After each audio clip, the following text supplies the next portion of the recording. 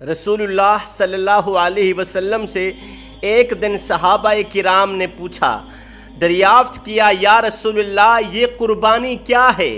میرے نبی نے فرمایا، صحابہ یہ قربانی تمہارے باپ، تمہارے دادا حضرت سیدنا ابراہیم علیہ السلام کی سنت مبارکہ ہے۔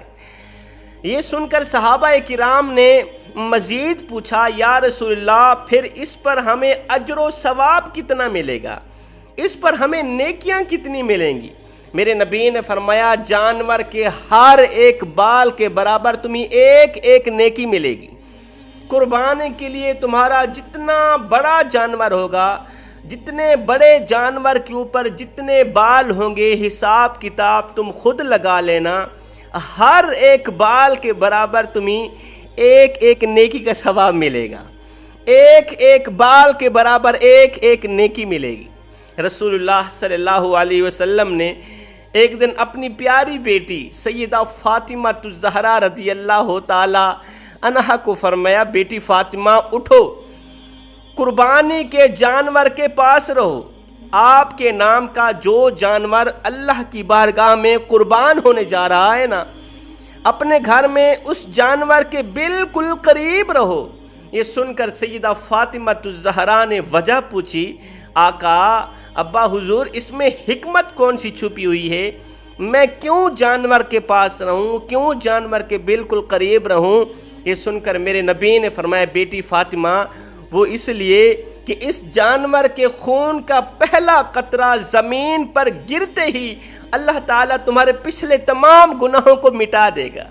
یہ جو جانور تمہارے نام کا ذبح کیا جا رہا ہے نا، اس کے خون کا پہلا قطرہ جب زمین پر گرے گا، اس کے گرنے کے ساتھ ہی اللہ تعالیٰ تمہارے تمام پچھلے گناہوں کو مٹا دے گا۔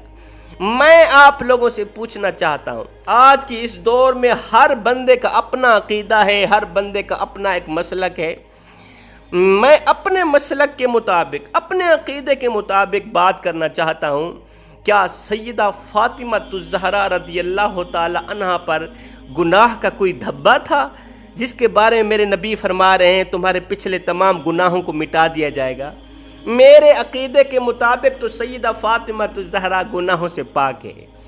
سیدہ فاطمہ الزہرا نے ساری زندگی ایک گناہ بھی نہیں کیا، ایک غلطی بھی نہیں، ایک خطا بھی نہیں کی۔ سیدہ فاطمہ الزہرا کی زندگی پاک ہے، شفاف ہے، پانی کی طرح۔ اس میں بھی ایک حکمت چھپی ہوئی ہے۔ وہ حکمت کون سی ہے؟ وہ حکمت یہ ہے کہ میرے نبی خود کو، میرے نبی کائنات کے نبی، نبیوں کے نبی، نبیوں کے بادشاہ، نبیوں کے امام، رسولوں کے امام، اتنی بڑی شخصیت، اتنا بڑا مقام رکھنے والے، اتنا بڑا مرتبہ رکھنے والے، اتنا بڑا مقام و مرتبہ رکھنے والی شخصیت یہ جملہ بول کر خود کو اللہ کے سامنے عاجز پیش کر رہی ہے۔ مالک، میں بھی عاجز ہوں تیری بارگاہ کے سامنے، میری اولاد بھی تیری بارگاہ کے سامنے عاجز ہے، خود کو اللہ کے حضور عاجز پیش کر رہے ہیں۔ اولاد گناہوں سے پاک ہے، گناہ کا ایک دھبا بھی نہیں، قیامت تک نہیں آئے گا۔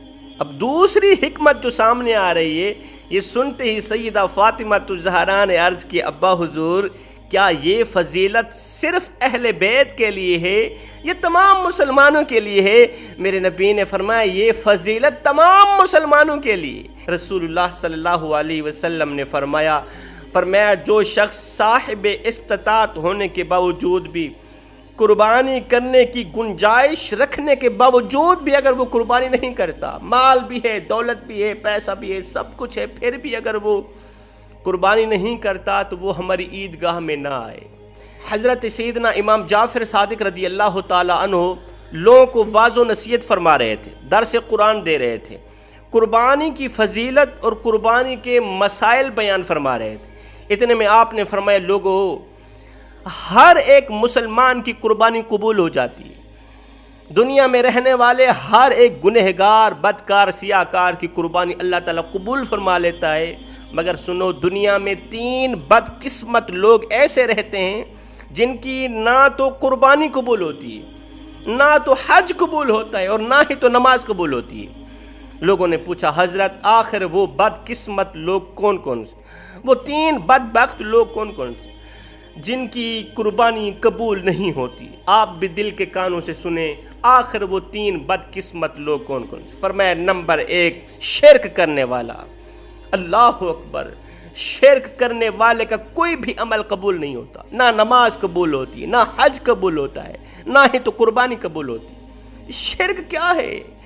اللہ کے ساتھ کسی کو شریک ٹھہرانا، اللہ کے ساتھ کسی کو شریک ٹھہرانا، اللہ کا دروازہ چھوڑ کر کسی غیر کے دروازے پہ جا کر بھیک مانگنا، خیرات مانگنا، مشکلات کا حل مانگنا، یہ ہوتا ہے شرک۔ میں دیہات کا رہنے والا ہوں، دیہات کے ساتھ میرا تعلق ہے۔ میں اکثر دیکھتا ہوں میرے دیہاتی نادان لوگ مختلف بزرگوں کے مزاروں پر جاتے ہیں، سجدے کرتے ہیں، سجدوں پہ سجدے کرتے ہیں، کہتے ہیں بابا جی ہمیں اولاد بھی دے دے، بابا جی ہمارے دکھڑے دور فرما، بابا جی ہمیں رزق وسیع عطا کر، بابا جی ہماری مشکلات کا حل فرما۔ اتنا بڑا گناہ کر رہے ہیں یہ لوگ، اس نادان کو پتہ بھی نہیں کہ کتنا بڑا گناہ کر رہا ہوں۔ اس میری گھٹیا آہوزاری کو سن کر قبر میں پڑا اللہ کا ولی جو ہوتا ہے وہ بھی اس پر لعنت کر رہا ہوتا ہے، اور لعنتی انسان تیرا خدا میں تو نہیں، تو کیوں مجھے فرعون بنانا چاہتا ہے؟ میں فرعون تھوڑی ہوں، میں خدائی دعویٰ کرنے والا تھوڑا ہوں، میں تو اللہ کا بندہ ہوں جس کے دروازے پہ جا کر میں رحمت کی بھیک مانگتا تھا، تو اس کے دروازے پہ جا کے سجدہ کیوں نہیں کرتا؟ اس مالک کے دروازے پہ جا کے بھیک کیوں نہیں مانگتا؟ ہاتھ کیوں نہیں پھیلاتا؟ میرے سامنے، میرے دروازے کے سامنے سجدہ کرتے ہو، تجھے شرم نہیں آتی؟ اتنا بڑا گناہ، اسے کہتے ہیں شرک۔ میرے نبی نے فرمایا صحابہ شرک سے بچنا، تمہارے ٹکڑے ٹکڑے کیوں نہ کر دیے جائیں، ٹکڑے ٹکڑے کیوں نہ کر دیے جائیں، پھر بھی شرک نہ کرنا۔ شرک کرو گے تو یاد رکھنا تم لوگ تباہ و برباد ہو جاؤ گے، تمہارا کوئی بھی عمل قبول نہیں ہوگا۔ اللہ اکبر۔ آپ کو پتہ ہے انسان جب زنا کرتا ہے اللہ تعالیٰ کو بہت زیادہ غصہ آتا ہے، اللہ تعالیٰ زانی انسان پر غضبناک ہوتا ہے، اللہ تعالیٰ زانی انسان پر غضبناک ہوتا ہے، مگر اتنا نہیں ہوتا۔ غضبناک کیوں ہوتا ہے؟ مومن جب زنا کر رہا ہوتا ہے اس وقت ایمان سے خالی ہو جاتا ہے، مومن جب چوری کر رہا ہوتا ہے اس وقت ایمان سے خالی ہو جاتا ہے، اس لیے اللہ تعالیٰ غضبناک ہوتا ہے۔ مومن جب جھوٹ بول رہا ہوتا ہے اس وقت ایمان سے خالی ہو جاتا ہے، مومن جب سود کا کاروبار کر رہا ہوتا ہے اس وقت ایمان سے خالی ہو جاتا ہے۔ اگر ایمان ہو بھی صحیح تو کس کھاتے کا ہے ایمان؟ اس ایمان کی اللہ کے سامنے کتنی قیمت ہوگی؟ چوری کرتے وقت اللہ تعالیٰ غضبناک ہوتا ہے، بہت زیادہ ہوتا ہے، مگر اتنا نہیں ہوتا۔ جو لوگ نماز نہیں پڑھتے اللہ تعالیٰ ان پر غضبناک ہوتا ہے، مگر اتنا زیادہ نہیں ہوتا۔ اب کس ٹائم، کس وقت، کس بندے پر اللہ تعالیٰ بہت زیادہ غضبناک ہوتا ہے؟ جب ایک انسان اللہ کا دروازہ چھوڑ کر غیر کے دروازے پہ جا کر ہاتھ پھیلاتا ہے، بھیک مانگتا ہے، خیرات مانگتا ہے، مدد طلب کرتا ہے، یہ وہ بدقسمت انسان ہوتا ہے جس پر اللہ تعالیٰ بہت زیادہ غضبناک ہوتا ہے، بہت زیادہ غصہ کرتا ہے۔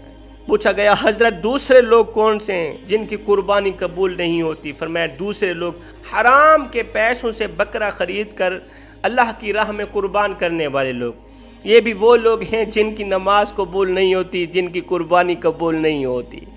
حرام اللہ تعالیٰ کو ناپسند ہے، اس لیے کہ حرام پر ہر وقت شیطان تھوکتا رہتا ہے۔ حرام اپنی اولاد کو کبھی نہ کھلانا، حرام کا ایک لقمہ بھی نہ کھلانا، حرام تمہاری اولاد کی آنکھوں سے حیا چھین لے گا، حرام تمہاری اولاد کی آنکھوں سے شرم و حیا چھین لے گا، تمہاری اولاد کو بے حیا بنا ڈالے، تمہاری اولاد کو بے غیرت بنا ڈالے۔ پوچھا گیا حضرت تیسرے بدقسمت لوگ کون سے ہیں جن کی قربانی قبول نہیں ہوتی؟ فرمایا وہ ہیں سود کا کاروبار کرنے والے لوگ، سود کا بزنس کرنے والے لوگ، مجبور انسان کو 1000 روپیہ دے کر 1200 وصول کرنے والے لوگ۔ فرمایا 3 لوگوں کے علاوہ گنہگار ہو، بدکار ہو، سیاہکار ہو، مسلمان ہو، کلمہ پڑھنے والا ہو، ہر ایک انسان کی قربانی قبول ہو جاتی ہے۔ ان 3 لوگوں کی قربانی قبول نہیں ہوتی تب تک جب تک یہ پکی توبہ نہیں کر لے، پختہ توبہ نہیں کر لے۔ اصل میں قربانی کی حقیقت تو یہ تھی کہ عاشق خود اپنی جان کو خدا تعالیٰ کے حضور پیش کرے۔ اصل میں قربانی کی حقیقت بتا رہا ہوں، اصل میں قربانی کی حقیقت تو یہ تھی کہ عاشق خود، اللہ کا بندہ خود اپنی جان کو اللہ کے حضور پیش کرتا، اپنی جان کی قربانی کرتا۔ اللہ تعالیٰ کو یہ گوارا ہرگز نہ ہوا۔ اللہ تعالیٰ نے حکم دیا کہ لوگو تم جانور ذبح کرو، تم ہمارے نام پہ جانور ذبح کرو، ہم یہی سمجھیں گے کہ تم نے خود کو ہمارے نام پہ قربان کیا۔